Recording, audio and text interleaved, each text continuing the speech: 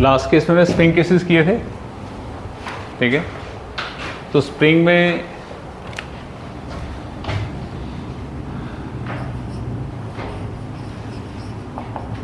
Spring cases बताया गया था आपको कि जो रिस्टोरिंग फोर्स है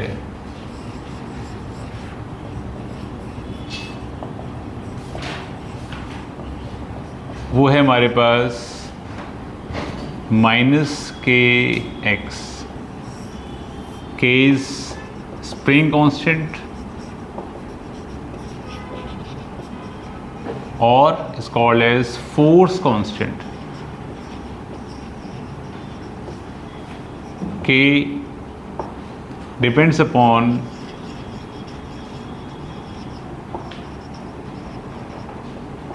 material of spring and length of spring, natural length, natural length of spring, correct है कि basically inversely proportional to length of spring, clear है। उसके बाद एनर्जी स्टोर्ड इन स्प्रिंग हमने कराया था आपको ½ kx²। यहाँ पे एक x जो आपको लेना है इज एक्सटेंशन और compression.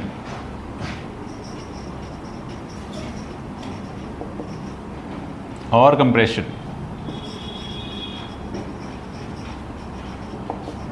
Always taken from natural length. Thank you.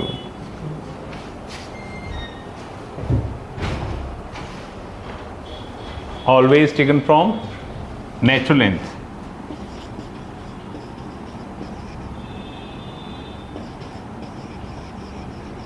Natural length, clear है। ये सिंपल क्वेश्चन करते हैं हम।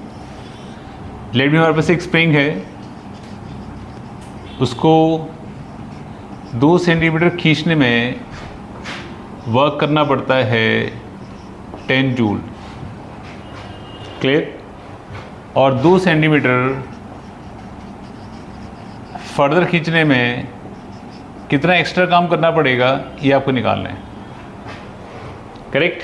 पहले आपने इसको 2 सेंटीमीटर खींचा तो ½ k² and work done is 10 joule.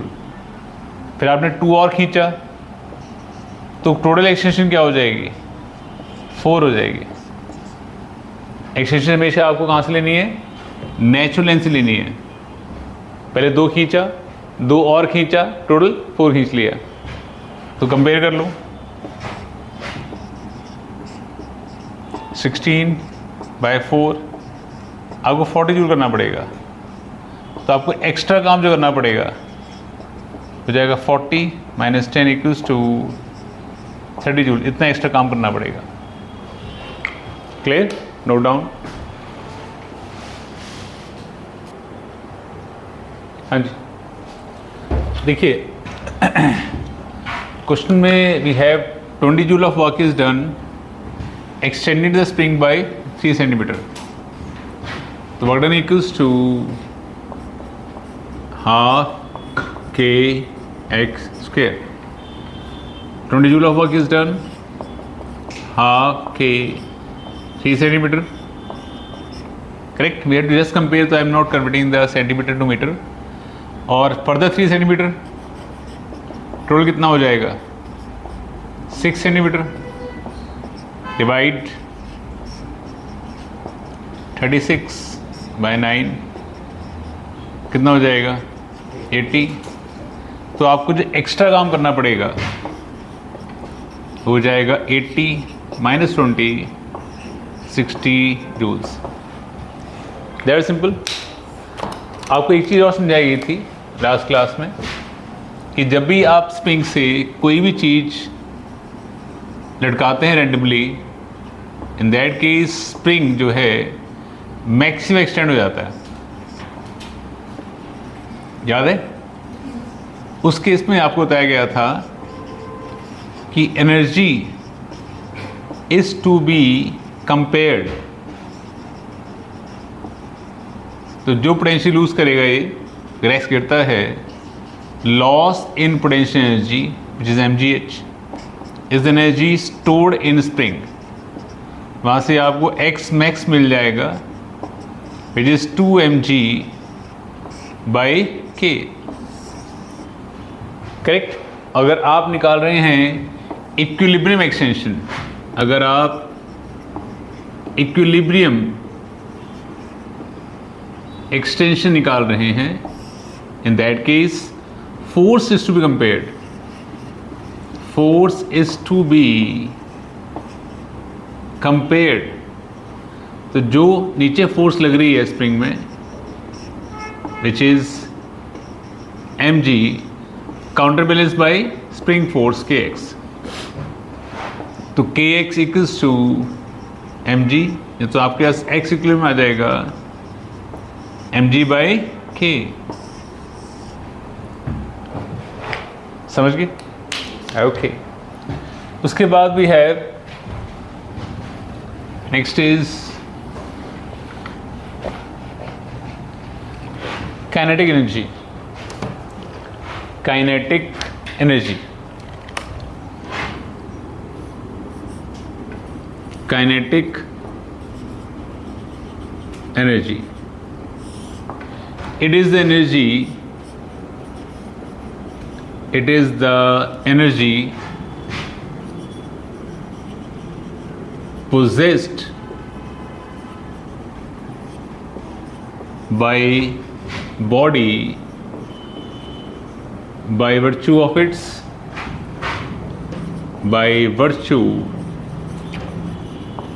its velocity। Correct है। कैंडी जी का formula half m v square, जिसमें m है मास ऑफ बॉडी और v है वेलोसिटी ऑफ बॉडी। करेक्ट है। इसी को अगर आप सपोज मास से मल्टीप्लाई कर दें और मास से डिवाइड कर दें, you'll have formula can is equals to m square v square by 2m. Now as we know, mass into velocity is momentum, linear momentum, linear momentum.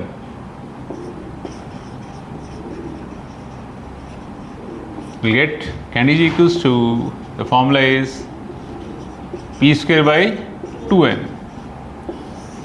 SI unit of energy is joules and CGS is erg. 1 joule equals to 10⁻⁷ erg. समझ गए? Okay, note down.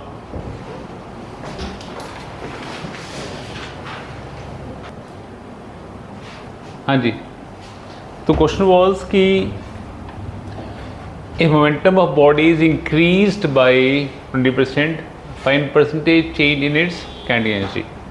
तो हमारे पास लेटेड B जो P है वो है आपका initial momentum, initial momentum.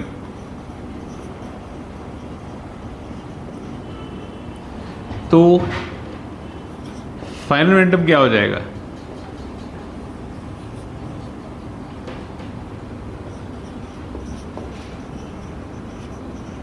क्या हो जाएगा?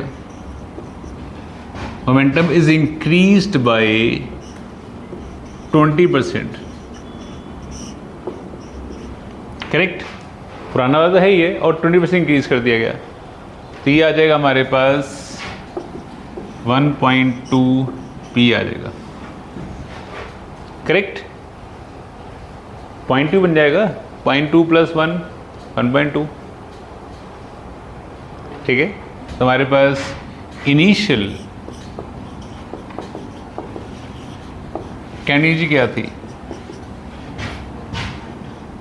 ½ p²/m, ये फॉर्मूला था। और final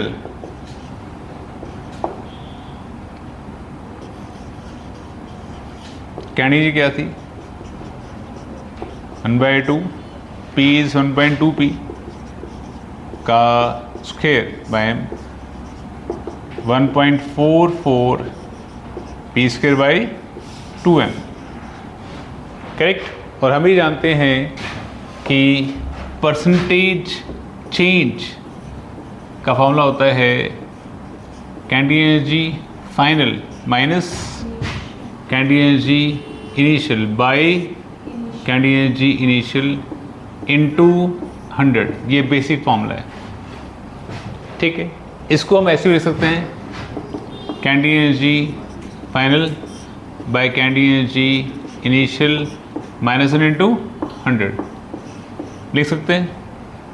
candy energy final is this much, 1.44 p²/2m, initial is p²/2m -1 × 100.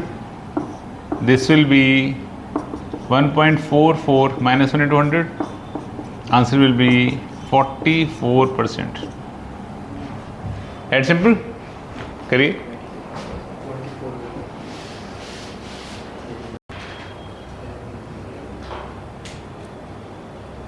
हाँ जी, तो क्वेश्चन था अगर candy energy bodies increase by 300%, percentage change in linear momentum, तो कैंडी एनर्जी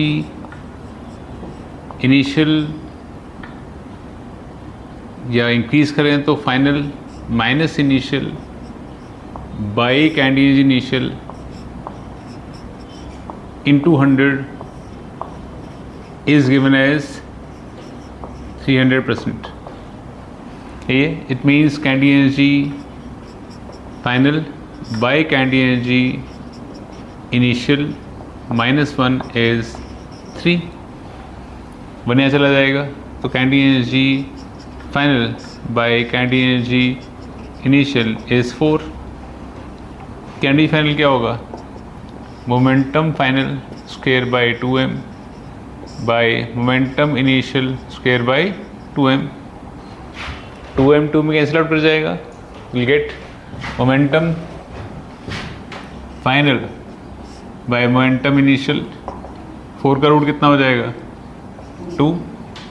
अब परसेंटेज चेंज क्या होता है, that is momentum final minus momentum initial by momentum initial into 100, यही होता है। That is final by initial -1 × 100, तो हो जाएगा 2 - 1 × 100 equals to 100%. That is simple, okay, note down.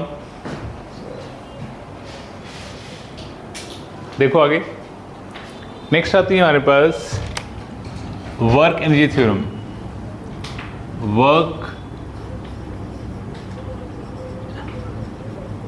Energy theorem क्या है? It states that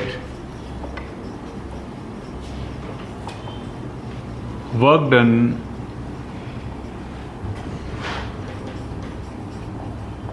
by all forces is equal to change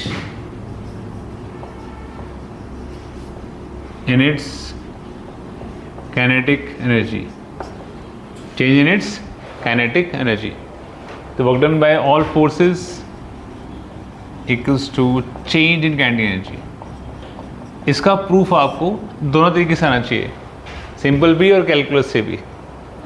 जैसे हमारे पास मान लीजिए एक बॉडी है जिसका मास है m, इनिशियल वेलोसिटी है उसकी u, आप फोर्स लगाते हैं उसके ऊपर, तो बॉडी डिस्टेंस s कवर करने के बाद वेलोसिटी गेन कर लेती है v। समझ गए? एक बॉडी इसका मास m है, इनिशियल वेलोसिटी u थी, मैंने फोर्स लगाई जिसकी वजह से बॉडी एक्सेलरेट करेगी और कुछ डिस्टेंस करने के बाद उसकी वेलोसिटी इंक्रीज करके v बन जाएगी। करेक्ट है? तो आपने कितना काम किया? वर्डन क्या हो जाएगा? Force into displacement. फोर्स क्या होती है? Mass into acceleration. Correct? But आपने सुना होगा कि v square minus u square equals to क्या हो जाएगा? 2as। तो यहाँ से आप as के लिए निकालिए, you get v square minus u square by 2। Put here you get work done equals to m into v square minus u square by 2, that equals to half m v square minus half m u square। तो order में all force equals to, अभी ये क्या है? Candy energy final, candy energy initial. तो order में all forces equals to change in candy energy आ जाएगा। समझ गए? ये तो सिंपल प्रूफ आपको। अब आपको कैलकुलस मेथड से भी आना चाहिए। स्मॉल वर्क डन क्या हो जाएगा? Force into displacement. अब फोर्स क्या होती है? Mass into acceleration. अब एक्सेलरेशन क्या होती है? दो फॉर्मूले हैं, d v upon d t एक फॉर्मूला है, या v d by d x. याद है कहाँ से आया था? यहीं से आया था। A equals to d v upon d t multiply by d x divide by d x, change the base, get d v upon d x into d x by d t. कितना आ जाएगा? D v by d t is, now this is velocity, b d by d x आ जाएगा, है ना? आप जानते हैं rate of displacement is velocity. Clear है? Clear? Okay. Now acceleration formula क्या आ गया? V d by d x. तो स्मॉल वर्डन क्या हो जाएगा? m dx, acceleration is v dv by dx, dx cancel out, small work done कितना हो जाएगा? m v dv। पूरे वर्डन इंटीग्रेट कर लो उसको, initial to final velocity, work done equals to m integration is v square by 2 limits u to v, work done equals to m square by 2 minus m square by 2। तो work done by all forces, अब ये क्या है? Candy energy final है minus candy energy initial है। तो work done by all forces equals to change in candy energy. Is it clear? Got it? Note down.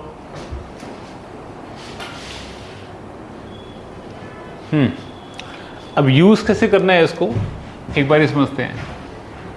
एक question देखो, question ये है कि एक ब्लॉक है मास m का, वो h हाइट से ड्रॉप किया जाता है। ड्रॉप मतलब इनिशियल वेलोसिटी क्या हो जाएगी उसकी? 0 हो जाएगी, और गिरने से जस्ट पहले इसकी वेलोसिटी आ जाती है 1.2 रूट जी एच। क्वेश्चन पूछा जाता है calculate work done by air friction. Air friction ने उस पर कितना काम किया है। सही है? अब जब ब्लॉक आपका यहाँ से यहाँ गिर रहा है तो कौन काम कर रहा है? एक तो ग्रेविटी काम कर रही है, और एक एयर फ्रिक्शन ये वाला। ना work done by all forces equals to change कैंडी energy by work energy theorem. Correct है? कैंडी चेंज क्या होएगा? हाफ m फाइनल वेलोसिटी का स्क्वायर इनिशियल वेलोसिटी का स्क्वायर, यही होगा। That equals to half m final velocity एरी, स्क्वायर करेंगे तो 1.44 GH, इनिशियल इज 0। हमारे पास आ जाएगा work done by gravity plus work done by friction equals to divide हो जाएगा तो 0.72 mgh आ जाएगा। ये आ गया। अब ग्रेविटी कितना काम कर रही है? ग्रेविटी फोर्स क्या लगाएगी? mg। और कितना डिस्प्लेस हो रही बॉडी? h, है ना। ग्रेविटी जो फोर्स लगा रही है वो mg लगा रही है, और डिस्प्लेस कितना हो रही है body? s, and force and displacement is work done. Clear? Work done by friction आपको निकालना है, एयर फ्रिक्शन 0.72 mgh। तो work done by air friction क्या आ जाएगा?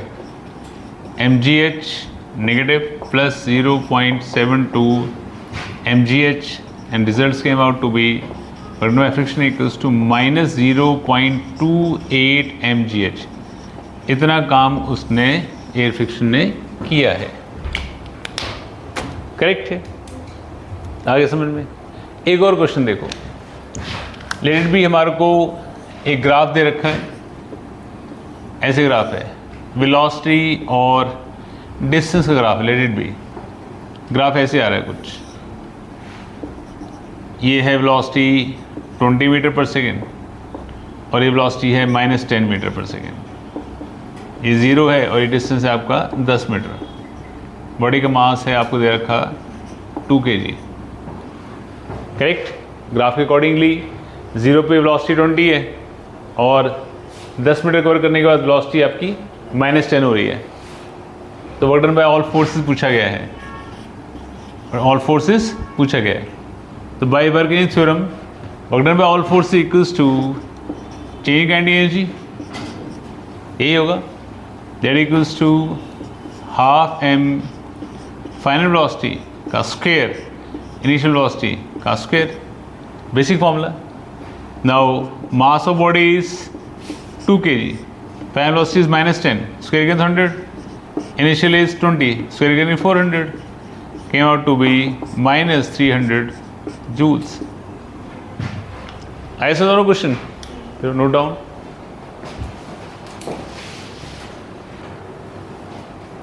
नेक्स्ट हमारे पास है कंजर्वेटिव फोर्सेस।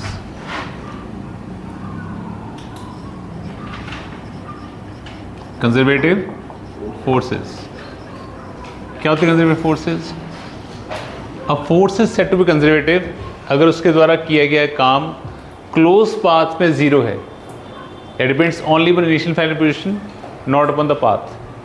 करेक्ट? डिपेंड करेगा कहाँ से शुरू हुई कहाँ तक गई, कैसे गई कोई मतलब नहीं है। जैसे जो ग्रेविटेशन फोर्सेस हैं, gravitational forces are conservative nature, इनके द्वारा किए गए काम depends only on initial final position, not upon the path followed. इसको प्रूव कर देते हैं हम। दिस बॉडी है, वो यहाँ से जा रही है, A to B जा रही है, A to C जा रही है, A to D जा रही है।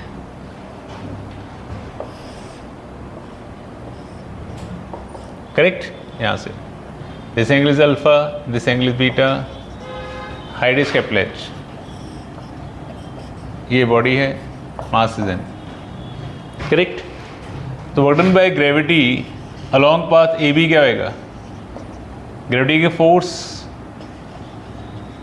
डिस्प्लेसमेंट h, ये हो जाएगा। करेक्ट है?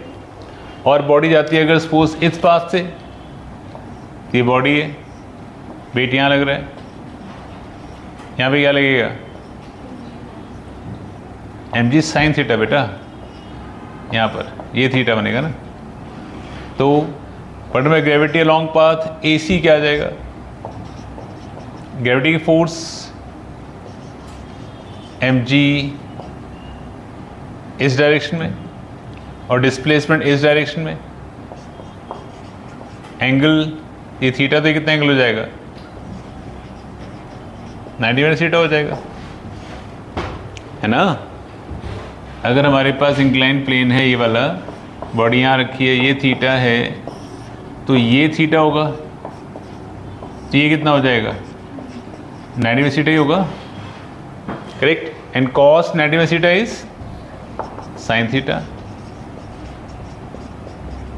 वैल्यू साइन थीटा, थीटा लिया है, value sine theta, sine theta is perpendicular by hypotenuse, perpendicular क्या है h, हाइपोटेन्यूज क्या है AC, कैंसिल आउट, कितना बटन आ गया mgh। चाहे आप ऐसे जाइए चाहे ऐसे जाइए, बट में ग्रेविटी इज सेम mgh। यहाँ देख लेते हैं अब इस पाथ में, यहाँ बॉडी हमारे पास, वेट कहाँ लगेगा उसका, नीचे mg, ये कॉम्पोनेंट बीटा हो जाएगा, यहाँ पे क्या हो जाएगा mg साइन बीटा, फोर्स यहाँ लग रही है तो एंगल कितना हो जाएगा 90 माइनस बीटा हो जाएगा, correct. Vertical by gravity along path AD क्या हो जाएगा, ग्रेविटी की force displacement into cos 90 minus beta, correct. How much cos 90 minus beta, sign beta, हो जाएगा mg into AD, what is sin beta, sin beta is perpendicular by hypotenuse, mg into AD, h by AD, cancel out क्या आ जाएगा mgh, correct. तो conservative force वो forces हैं जिसके द्वारा किया गया काम पाथ डिपेंडेंट नहीं है, डिपेंड्स ओनली अपॉन कहाँ शुरू होती है कहाँ पहुँचती है बस। तो gravitation forces, magnetostatic forces, electrostatic forces conservative हैं, correct, depends only upon the path, this is only upon initial final position, not upon the path, clear, note down।